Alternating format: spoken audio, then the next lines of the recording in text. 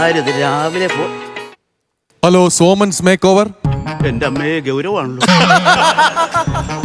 വളർത്താനാണോ കൊല്ലാനാണോ ദൈവത്തിനറിയാം. കൊത്തിപൂർവ്വം പ്രവർത്തിക്കയില്ലേ, പണി കിട്ടാൻ സാധ്യതയുണ്ട്. Hello, Soman's make over studio speaking. Hello, Soman's make over studio തന്നെയല്ലേ? ആണെങ്കിൽ അല്ല, 17-ാം തീയതി എന്റെ കല്യാണമായിരുന്നു. അപ്പൊ എനിക്കൊന്ന് മേക്ക് ഓവർ ചെയ്യണം. അതിന് അങ്ങോട്ട് വരാൻ വേണ്ടിട്ടാ. ഇതിനു മുമ്പ് ഇവിടെ വന്ന് വർക്ക് ചെയ്തിട്ടുള്ള ആളാണോ? അല്ല, ഫസ്റ്റ് ടൈമാ. എന്നാ പറ.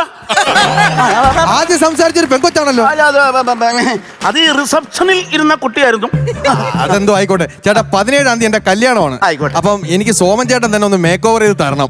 ആലോചിച്ചെടുത്തെടുത്ത തീരുമാനമാണോ? കല്യാണോ?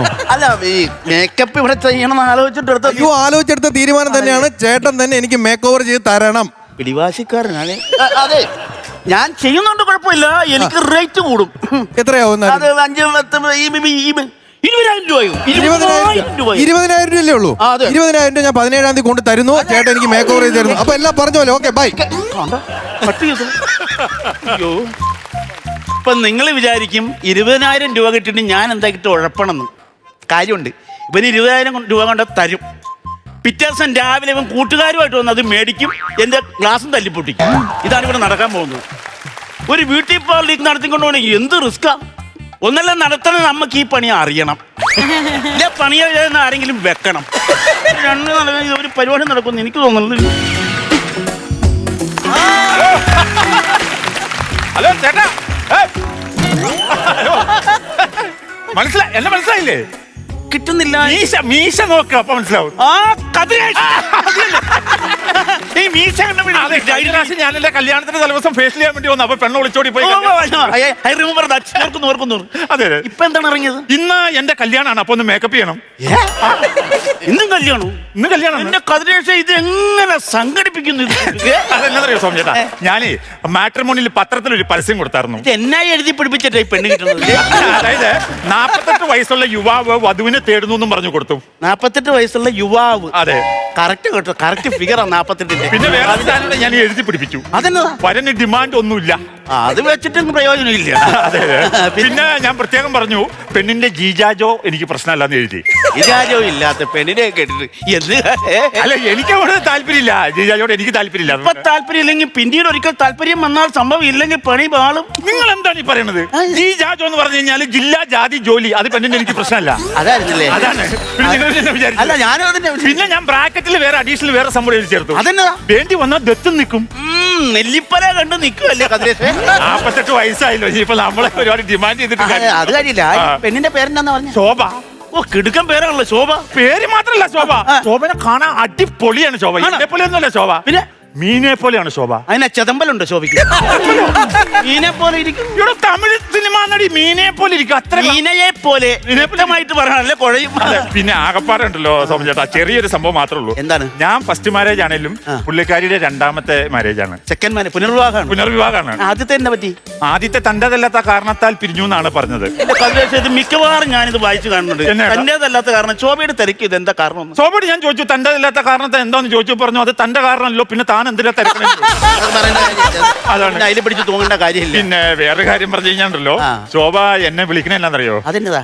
മോനൂട്ടാന്ന് എന്നെ വിളിക്കുന്നത്. ഒരു കൂട്ടാനോ? മോനൂട്ടാന്നാണ് ഞാൻ പറഞ്ഞത്. മോനൂട്ടാന്നാണ് എന്നെ വിളിക്കുന്നത് ശോഭ. മോനൂട്ടൻ. അത് 48 വയസ്സുള്ള മോനൂട്ടൻ. 48-ലും മോനൂട്ടനിലും ഇട്ടായുള്ളതുകൊണ്ട് അഡ്ജസ്റ്റ് ചെയ്ത് പോകാം. പിന്നെ വേറെ സംഭവം എന്താണെന്നറിയോ? കല്യാണം കഴിഞ്ഞ് കഴിഞ്ഞാലേ ശോഭ എന്നെ കൊണ്ടുപോവാ. എങ്ങോട്ട്?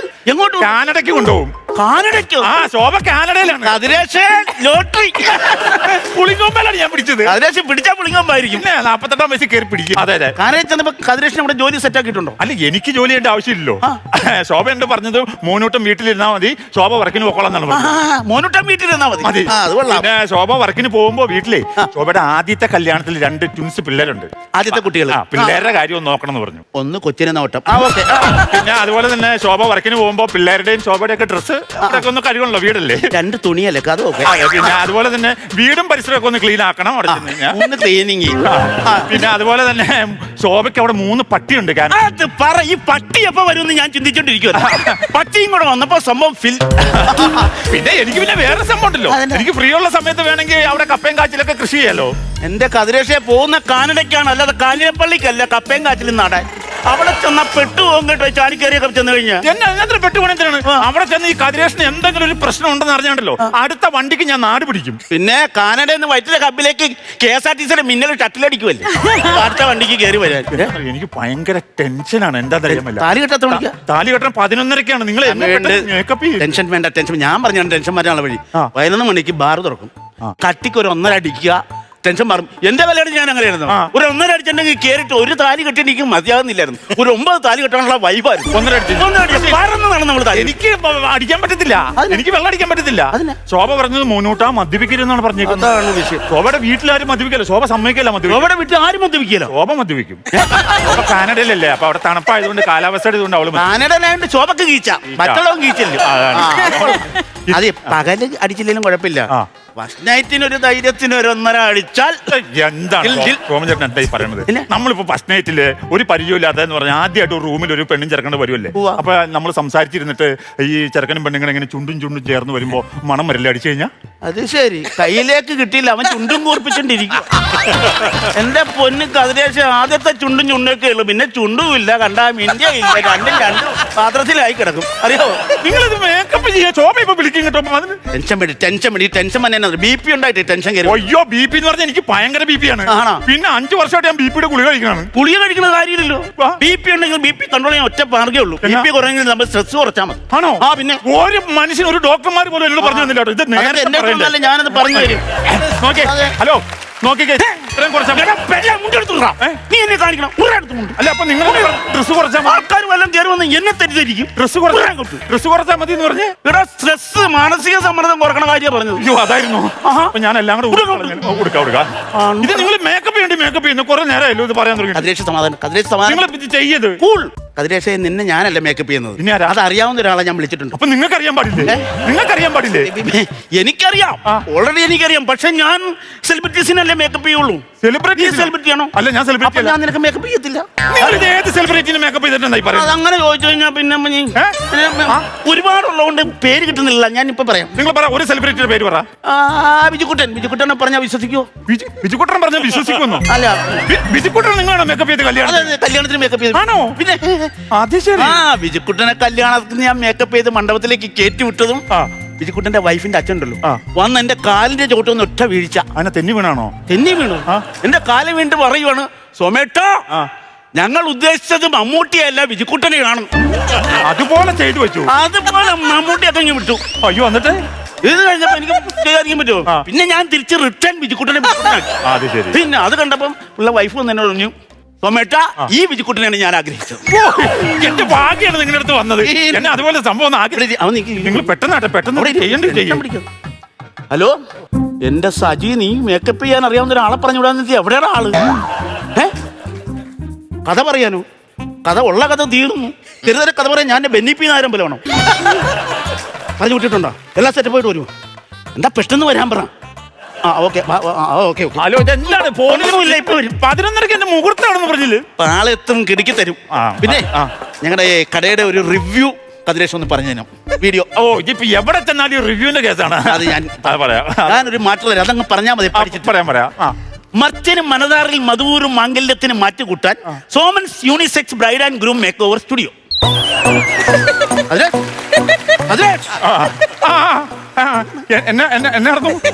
മർച്ചന് മനതാറിൽ മധുവൂറും മാംഗല്യത്തിന് മാറ്റുകൂട്ടാൻ Somans unisex bride and groom makeover studio. ഇത് ചുമ്മാ സിമ്പിൾ ആയിട്ട് പറഞ്ഞു. അത് പറയാം. ശരി, ശരിയാണല്ലോ. മതിയല്ലോ അല്ലേ? ശരി.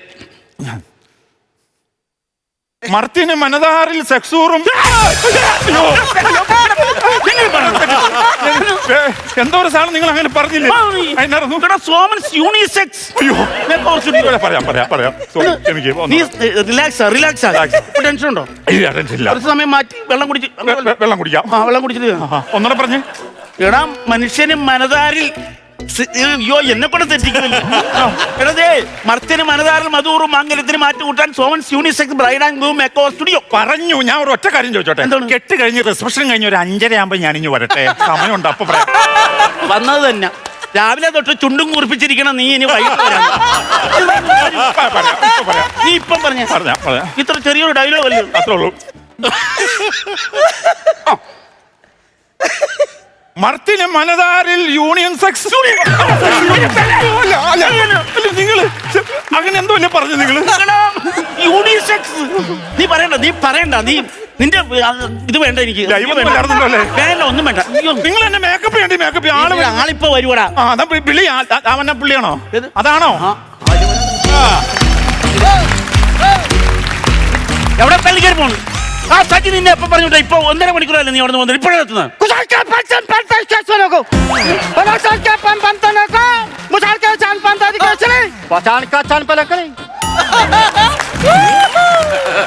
എന്നതാണോ പറഞ്ഞത്? അതാണ് അതിന്റെ കാര്യം. അത് എന്നതാ പറഞ്ഞെന്താണ്? ഹിന്ദിയാണെന്ന് തോന്നുന്നു. അതെനിക്ക് മനസ്സിലായി.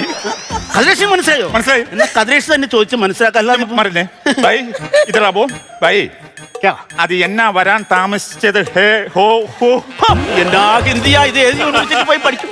ഞാൻ ചോദിച്ചോളാം. ബൈ വരാൻ താമസിച്ച ക്യാ കോൻ ഹേ? ഞാൻ പറഞ്ഞാൽ മനസ്സിലാവുമോ? പറഞ്ഞാ മനസ്സിലാവും. നീ പറ.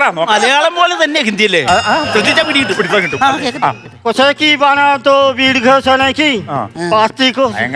ഭയങ്കര പ്രശ്നമാണെന്നാ പറയുന്നത്.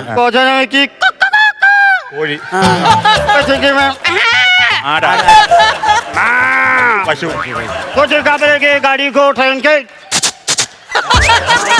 ഞാനൊരു കാര്യം ചോദിച്ചോട്ടെ? ഇത് മേക്കപ്പ് ആർട്ടിസ്റ്റ് ആണോ മിമിക്രി ആർട്ടിസ്റ്റ് ആണോ? അതുപോലെ ശബ്ദാനുകരണമാണ് അവൻ നടത്തുന്നത്. ഈ ട്രെയിൻ കേട്ടിട്ട് എനിക്ക് തോന്നുന്നത് ബംഗാളിലെ ഗിന്നസ് പക്രു ആണ്. ഇവനിത് വല്ലോ ചെയ്യോ സംഭവം എന്ന് പറഞ്ഞ്? അതെ, എന്താ സംഭവിച്ചെന്ന് തുറന്നു പറയാമോ? കഥ കുജി കൊതോ നടന്നപ്പോത്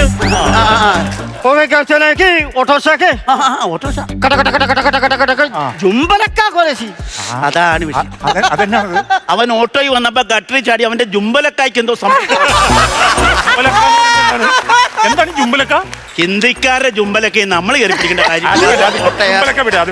ഒരു പണി വന്ന കാര്യം നടക്കട്ടെ. വന്ന കാര്യം ചെയ്യൂലോ. ചെയ്തു. അവൻ തന്നെ ബാഗിൽ എല്ലാ സാധനവും കൊണ്ടുവന്നേക്കോല്ലേ? അതാണ് പ്രൊഫഷണലിസം. കയ്യിൽ കുടഞ്ഞിടുന്നുണ്ട് കേട്ടോ. 3-4 ക്രീം മിക്സ് ചെയ്ത് അടിക്കാനുള്ള പരിപാടി.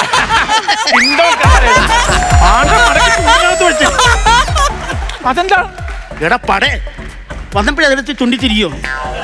എന്താണ് ചുണ്ടി? എന്താണത്? ഒന്നുമില്ല കതിരേഷേ, നമ്മൾ പണിക്കിറങ്ങുമ്പോൾ ഡ്രസ് മാറും. ഇവന്മാര് പണിക്ക് കയറുന്നതിന് മുമ്പ് ചുണ്ടിനട ഇത് വെക്കും. വർക്ക് വെടിയും പോകല്ലേ? എനിക്കത് മതി. കൈ കിട്ടിയാൽ അവനെ പറപ്പിക്കും. അത് മതി. അപ്പൊ തുടങ്ങാൻ നോക്ക്. തുടങ്ങിയോ? കീച്ചിക്കോട്ടെ. കീച്ചിക്കോ. കീച്ചിക്കോട്ടെ എന്നോ? ഹിന്ദിയിൽ കീച്ചിക്കോട്ടെ എന്ന് പറയോ? കീച്ചിക്കോട്ടെ എന്നുള്ളൊരു കോമൺ ഒരു ദേശീയ വാക്കാണ്. ഹിന്ദിയിലുള്ള എല്ലാ ഭാഷയിലും കീച്ചിക്കോട്ടെ ഉണ്ട്. തെലുങ്കിലുണ്ടോ? തെലുങ്കിൽ കീച്ചിക്കോട്ടല്ലേ കീച്ചിലു. കന്നഡയിലോ? കഞ്ഞിലെ കീച്ചിടു.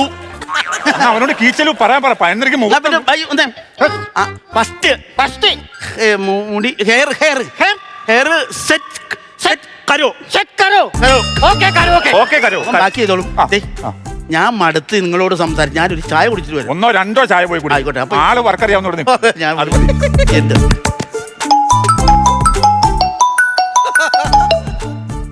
ഹലോ സോണിയ, സോണിയ हाईवे का आसान बनते हाथाना को തലയാന്നുള്ള കേസ് ഇവൻ മറന്നോ എന്തോ? ओसे कना का चेहरे के छन को बनाते हैं ऋषि मेरी कटी कटी कोर्टा के मेरी साथ तो कन्फर्म तक पचेत करो എന്നാ कुछ आका के दे मेरे को जान देती के बंद कर चले आगे मोटा कुछ के किसके माफी करे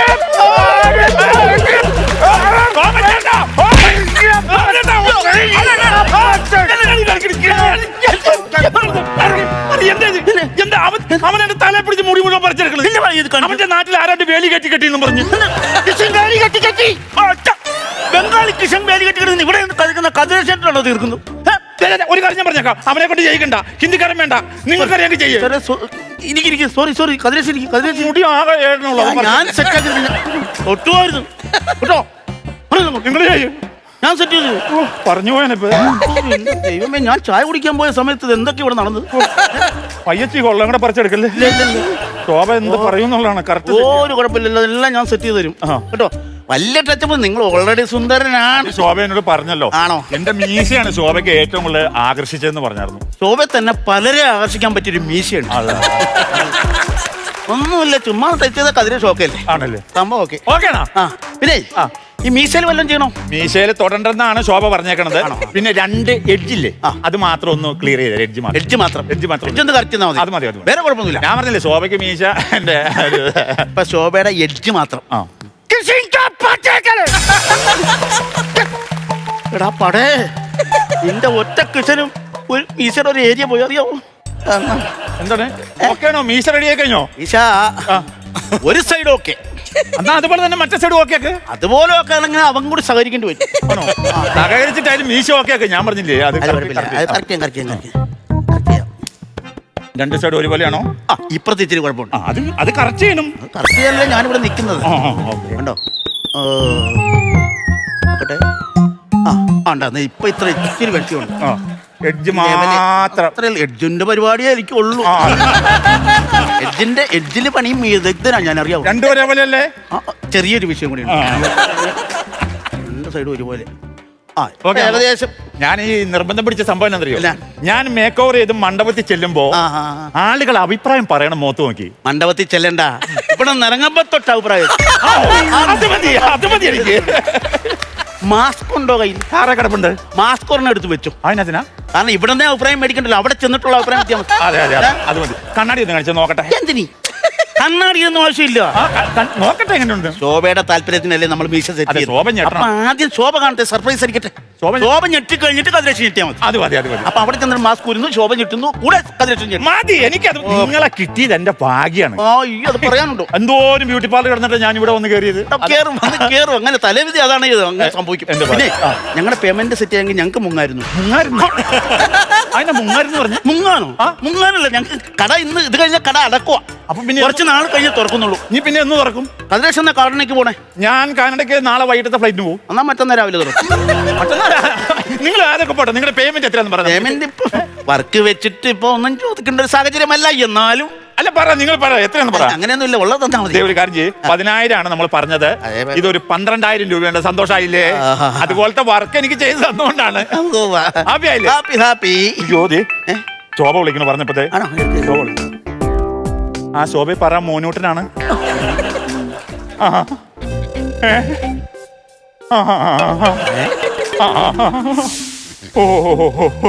ശോഭ ഇച്ചിരി അഡ്വാൻസ്ഡ് ആണെന്ന് തോന്നുന്നു. ഓക്കെ സോമൻ ചേട്ടാ, നിങ്ങൾ ചെയ്ത മേക്കപ്പ് മാച്ച് കളഞ്ഞാരെ എന്റെ കല്യാണം നടക്കിയല്ല. നിങ്ങളോട് ഞാൻ പറഞ്ഞില്ലേ, തന്റേതല്ലാത്ത കാരണത്താലാണ് അവർ പിരിഞ്ഞെന്ന്.